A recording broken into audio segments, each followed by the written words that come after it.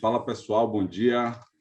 Estamos aqui com o Rodrigo Paulilo, sou Adriano e estamos aqui para bater um papo hoje sobre startup.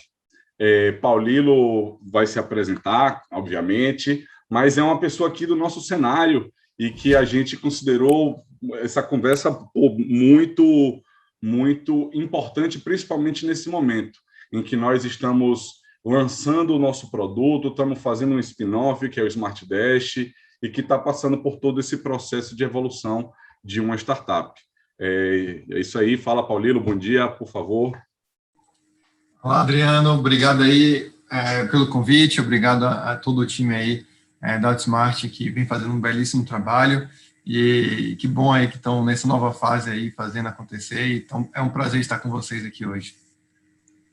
Massa, vamos nessa. Paulilo, primeiro, por favor, conta um pouco aí sua história aí, né? A Rede Mais, e eu sei que você é um cara que trabalha aí com inovação há um tempo. Fala aí um pouquinho para a gente aí sobre você. Maravilha, me apresentando aqui um pouquinho aí para todos que estão nos vendo e ouvindo. Eu tenho aí 19 anos de atuação com empreendedorismo e inovação, comecei ainda no período universitário, dentro do movimento Empresa Júnior, que eu fui um dos fundadores ali, primeiro presidente do Conselho da Confederação Brasileira de Empresas Juniores, a Brasil Júnior. Tive uma atuação ali bem intensa durante o período universitário com essa área, passei por grandes empresas. Depois comecei a empreender no ramo tradicional, fui dono de restaurante, também de curso de idiomas, e voltei aí ao cenário de empreendedorismo e inovação através do associativismo, através do movimento de jovens empreendedores, empresários do Brasil. Tive atuação aqui na Associação de Jovens Empreendedores da Bahia, e depois eu fui presidente da CONAGE, que é a Confederação Nacional de Jovens Empresários. Passei por outras organizações, a gente ajudou a fundar outros movimentos de jovens empresários aqui no Brasil, na Bahia, né, na indústria, no comércio e outros ambientes. Fui também conselheiro do CRA Bahia, fui presidente da Junior Achievement, que é uma ONG que trabalha com educação empreendedora para crianças e jovens, e atualmente estou como coordenador da Câmara de Inovação e Tecnologia da FEComércio, então sempre essa veia do voluntariado, do associativismo em prol do empreendedorismo, em prol da inovação, sempre teve muito forte. E em 2014 a gente fundou o Grupo Rede Mais, que começou ali como um coworking, uma rede de coworkings, que também trabalhava com suporte a empreendedores na educação, no desenvolvimento de negócios, e desde 2018 a gente se posiciona aí como aceleradora de negócios, que também tem atuação com o mercado de coworking, então cada vez mais atuando com inovação corporativa, nosso core business, ajudar médias e grandes organizações a fazer essa transformação digital, a fazer inovação aberta, a se conectar com startups e também diretamente acelerando startups através dos nossos programas, que são in company ou programas também personalizados. Então, essa é um pouquinho aí da minha trajetória de empreendedorismo e de inovação. Massa, é riquíssimo, é isso aí. Vamos nessa. Vamos lá. Tá, a gente já começou falando sobre startup, mas aí queria talvez trazer, elucidar, ou tornar claro aqui para todo mundo que está ouvindo a gente, que está assistindo a gente, você tem alguma definição mais próxima do que é startup? Eu sei que tem várias abordagens, né? Mas eu queria ouvir na sua percepção, o que é startup. Maravilha. Tem vários, já como você falou, vários conceitos, várias literaturas.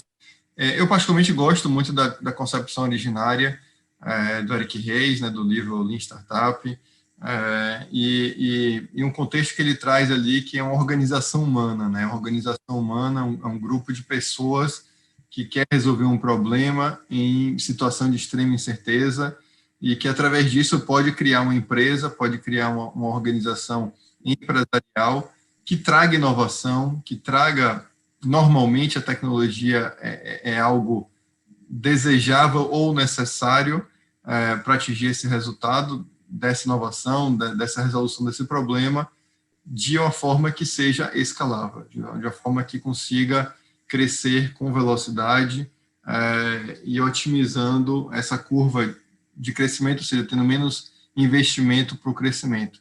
Então, esse é o contexto aí que a gente traz mais, é muito teste, e é muito mais também uma questão de espírito, né? O espírito do aprendizado, o espírito do teste, o espírito de você buscar soluções diferentes, de inovar, de estar atento e ágil aí para as questões que o mercado exige.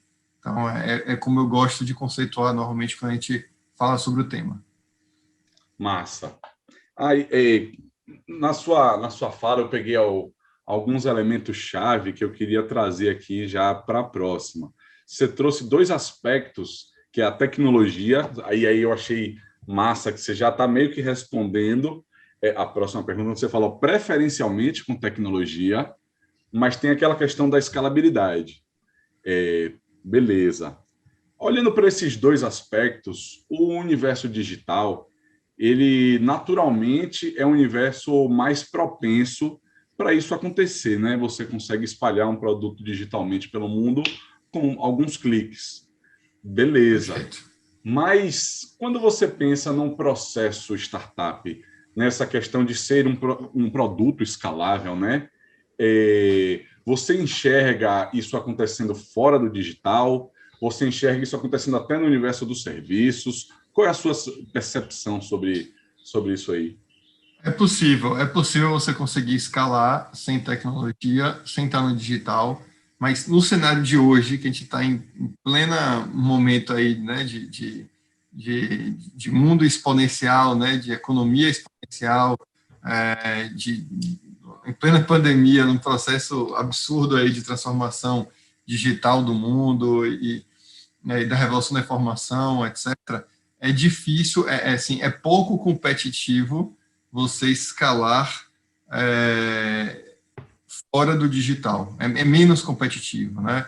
Você, com o advento da tecnologia, estando no digital, você consegue, em geral, atingir muito mais pessoas, empresas, organizações ali que consumam o seu produto, que desejem a sua solução, do que você está nos meios mais tradicionais fora do digital. Então, é questão de competitividade. É possível? É possível, é.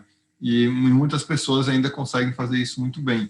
Mas se você consegue trabalhar bem com a tecnologia para usar o meio digital, a internet, para conseguir chegar a mais pessoas com mais velocidade, você, em geral, tem um ganho de competitividade absurdo.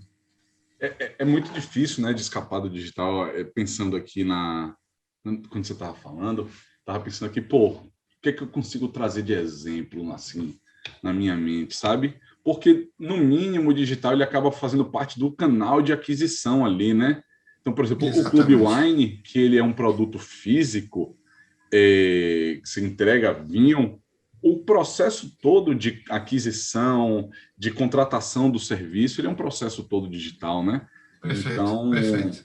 acaba que ele permeia muito mesmo as startups que fogem um pouco do digital enquanto produto mesmo, né? Então, Exatamente. E, assim, e aqui a gente não está nem falando necessariamente de onde buscar o cliente, né? De usar o sim, marketing digital para buscar o cliente. Está falando assim, do processo de entrega mesmo do seu produto. Quando você envolve o digital, você consegue economizar tempo, energia e normalmente dinheiro também. Para o nível de escala, tá, gente? Não serve para tudo. Às vezes, se você tem um negócio muito nichado, muito específico, um território pequeno, numa fase muito inicial, às vezes o digital ele vai comer mais recurso e tempo do que o offline, se você quiser ali começar e testar, etc. Mas falando de escala, falando de crescimento, falando de mercados grandes, o digital ele se torna quase fundamental para você ser competitivo numa escala grande. beleza, beleza. Aí, deixa eu te perguntar uma coisa. Para você, quais são os principais desafios para quem está montando sua startup, para quem está aí no processo? Tenho aqui uma ideia que eu quero produtizar e quero. E aí, para você, o que é que você enxerga que são os maiores desafios para uma startup, de modo Tem, geral? Tem alguns, assim, bem relevantes. Um deles é você, de fato, entender do problema, né? Entender bem. Esse problema existe, as pessoas sentem falta dessa solução, desse atributo, né? Dessa possibilidade, e desejam adquirir produtos ou serviços para isso. Então, as pessoas, às vezes, pensam diretamente na solução e se apaixonam por ela, e se perdem no caminho da exploração da demanda, né, da existência dessa solução e do problema em si, que quer atacar. Outro ponto importante é a equipe. Muitas vezes formam equipes que não são multidisciplinares, que não são capazes de resolver na integridade ali, né, na totalidade dos desafios que o cliente vive, por competências técnicas, por experiências prévias, etc., ou por engajamento. E aí, claro, a depender, com esses dois itens, talvez iniciais mais bem resolvidos, aí se entra em outras dores, como, por exemplo, acesso a capital, né? Hoje, cada vez mais no mundo e no Brasil também, o acesso a capital é um problema menor, porque o mundo está muito líquido e o investimento em startups tem crescido absurdamente. Então, e além de fundos perdidos também, né, de incentivos públicos aí que trazem possibilidades ali para essas empresas testarem as suas soluções. Então, eu diria ali que é refinar melhor o problema, a solução, e montar um time adequado para desenvolver isso e testar isso numa fase inicial. Massa. Bom, como você estava falando na sua história, né? Você está aqui no cenário de Salvador e está nessa evolução e acompanhando esse cenário local há muito tempo. E aí, qual é a sua percepção sobre o atual momento do cenário local das startups aqui em Salvador, aqui na Bahia? Maravilha. A gente evoluiu muito, Adriano. A gente evoluiu bastante nos últimos 6 anos ali. Eu acho que o salto foi bem positivo. Nem se falava de startup, ninguém conhecia. E agora a gente tem cases de grandes startups, a gente tem programas de aceleração acontecendo aí com qualidade, né, com volume. Temos um nível de conhecimento maior, a gente tem universidades falando mais sobre o tema, a gente tem mais recursos sendo investidos, e pessoas boas, assim, querendo fazer esse movimento, né, talentos, de fato, fazendo esse movimento de querer entrar nesse mundo das startups. Então, o cenário é bem positivo, ainda estamos muito atrasados em relação ao sul-sudeste do Brasil, né? E ainda um pouco atrás em relação a Recife e talvez até mesmo Fortaleza, dentro desse cenário, não em quantitativo, mas muitas vezes ali no conjunto da obra, né? Recife tem o César, né? O Polo. Ali pelo nível de colaboração, pelos cases também, etc., né? Pela base que se criou, mas a gente tem corrido atrás, né, do prejuízo e tem tido bons destaques. Então, acho que Salvador é uma das cidades ali mais emergentes dentro desse cenário no Brasil e tende a se consolidar aí nos próximos anos com todos esses avanços que tivemos ali nos últimos 5 anos. Massa. Aí, seguindo, já que você comentou do Sudeste, comentou de outros locais, você, pela sua vivência, você enxerga algum padrão em por que as startups baianas falham mais? E se você acha que esse padrão foge do padrão geral? Então, a pergunta pode ser abrangente e você também pode trazê-la para um cenário local. Eu acho que, de uma forma geral, e aí eu vou trazer dados gerais e genéricos, tá? A Bahia tem um dos piores IDEBs do Brasil, né? Os piores índices de educação do Brasil, se não me engano, até o último. Então, assim, a nossa base educacional é baixa. Isso interfere em qualidade de mão de obra, que, para as empresas serem competitivas, isso também vai atrás. Outro ponto é que a gente tem dinheiro circulando nas primeiras fases da startup. A gente não tem muito dinheiro circulando para as fases seguintes. Então, é difícil você manter uma startup no médio e longo prazo aqui na Bahia, somando esses dois fatores, né? Mão de obra e acesso a capital, né, disponível para manter a startup aqui. Então, acho que são 2 pontos.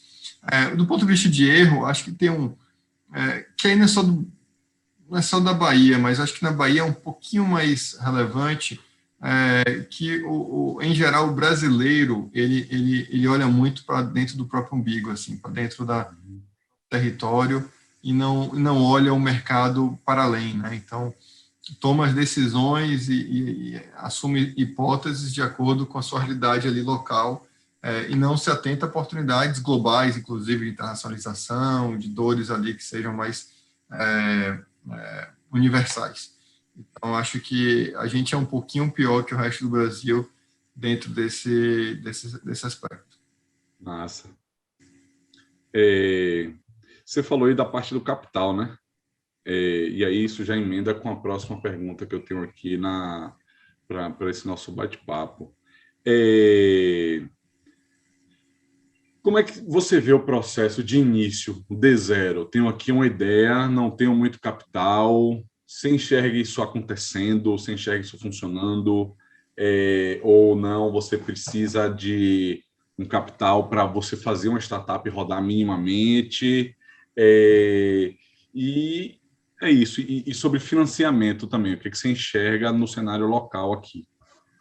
Bom, no D0 você precisa de quase nada, de fato, né? Você precisa de tempo dedicado, com qualidade, para ganhar o projeto, a iniciativa, montar a equipe, etc., projetar a solução, e algum recurso ali para fazer os testes, né? Recurso para mobilizar algumas campanhas testes, para desenvolver ali minimamente o portfólio. Claro, se você tiver a equipe preparada para isso. Agora, estou usando isso como premissa, né? Se sua equipe tem as competências para desenvolver esses testes e aplicar esses testes, o volume financeiro necessário para isso é próximo a zero.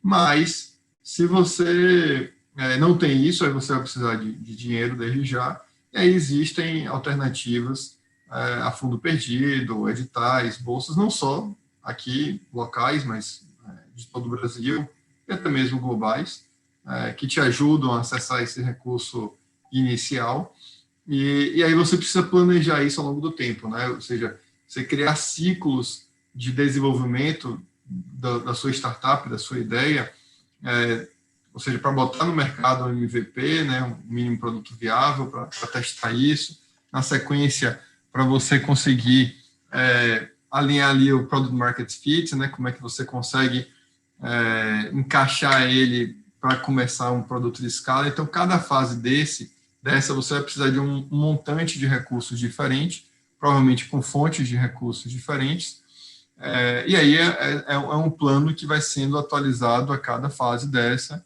com diferentes players interagindo com você e seu negócio para viabilizar isso. Então, é um processo dinâmico, cíclico, e que esse montante, essa necessidade vai depender de fato de cada negócio, né? Não existe uma coisa tão padronizada, apesar de ter grandes referências que a gente toma em consideração ali para orientar essas startups nessa fase inicial.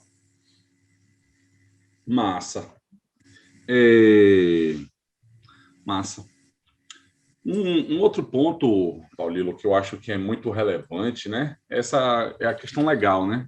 São aspectos jurídicos e legais, até mesmo para você ter uma segurança jurídica para crescer e estar nesse processo bem alinhado com a legislação e enfim, crescendo sem amarras, né? Sem problemas, enfim, vamos lá.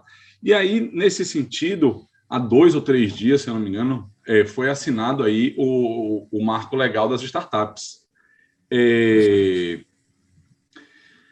aí, uma legislação nova, eu estava dando uma olhada, vi muita gente no cenário, né, comentando que tem poucos avanços, algumas coisas para o investidor, mas queria ouvir de você, o que você enxerga, como é que você está nesse sentido aí, o que você sabe dessa parte de legislação e como é que se impacta? Maravilha. Eu acompanhei bastante de perto esse processo, né? Participei de algumas consultas públicas, de algumas movimentações também a defesa ali de alguns avanços que a gente entendia ser importantes e que nem todos ali foram aceitos.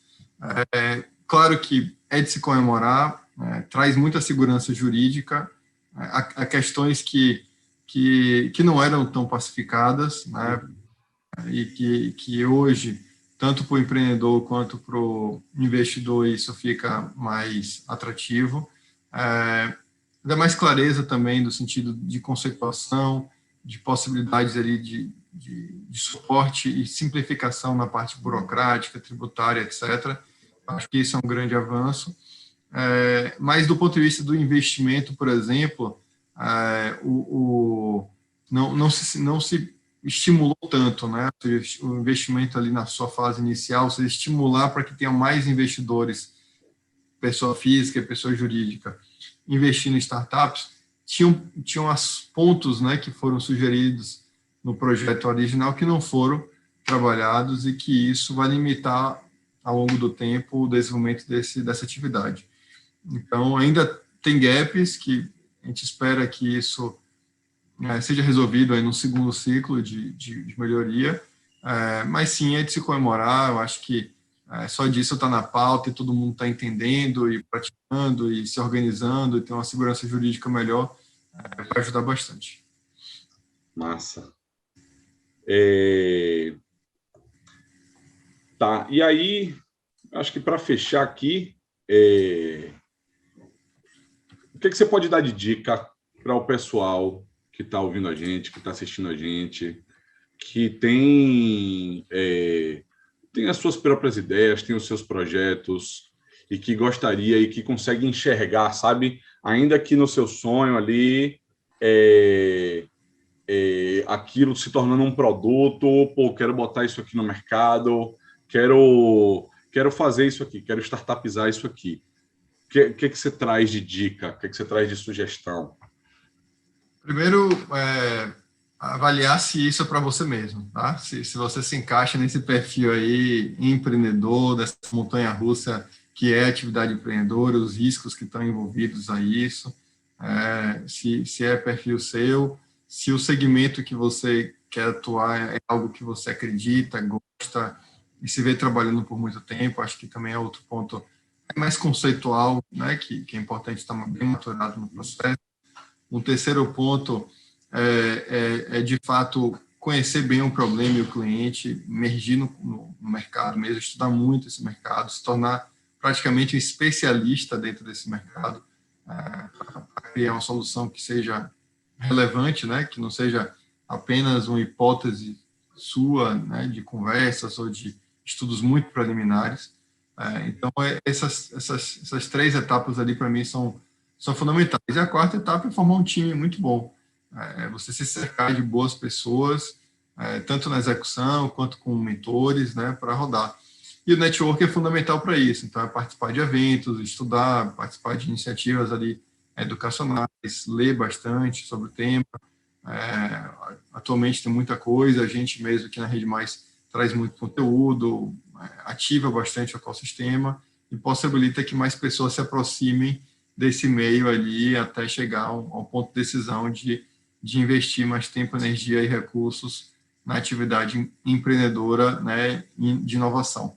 Então, acho que esse aí não respondi uma coisa, mas um conjunto aí de pequenas e importantes coisas para que a turma dê os passos mais firmes na trajetória de sucesso aí como startup. Massa! Valeu demais, valeu, Paulilo. Muito Show. Obrigado aí pela conversa, pelas ideias. Pô, super rico esse bate-papo aqui. E espero que seja rico para você também que está aí assistindo, para você que está ouvindo a gente, que está pensando aí em começar o seu projeto, o seu produto e cair para dentro, gente. Seguir as dicas aí de Paulilo. Essa de saber se é para você é muito importante, sabe? O processo, ele é um processo doloroso, né? É um processo que exige muita imersão, né? Muita vontade mas é isso, é o que você escolhe para a vida, né? É importante, faz parte. É isso aí. Com certeza. Sucesso a jornada aí de quem está ouvindo, que se for para vocês, caiam para dentro aí, regaçem as mangas e contem com a gente também, com empresas aí que deem suporte para empreendedores, porque isso acelera muito a jornada e traz um pouco mais de segurança esse processo que é complexo, né? E é um pouco doloroso, que a gente não fica dourando pílula, não, né? Não existe magia, não existe fantasia no mundo do empreendedorismo, então é importante aí vocês contarem com o apoio de quem pode, de fato, ajudar a dar esses primeiros passos. Massa! Valeu, Paulino. Valeu, valeu, muito obrigado, velho. hein? Valeu. Valeu, Um abraço, tamo até junto. mais. Tamo junto.